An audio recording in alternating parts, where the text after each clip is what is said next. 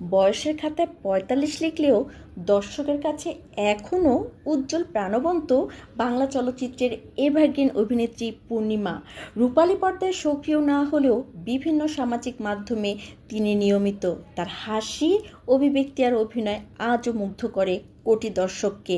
সময়ের সঙ্গে সঙ্গে বদলেছে অনেক কিছু, কিন্তু একটুও ফিকে হয়নি পূর্ণিমার আবেদন।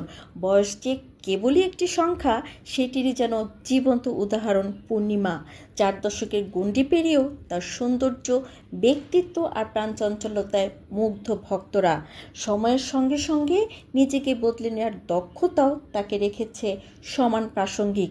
একসময় যিনি রূপালী পর্দার দাপিয়ে বেরিয়েছেন, এখন তিনি সমান স্বাচ্ছন্দ্যে সরব ডিজিটাল দুনিয়াতেও।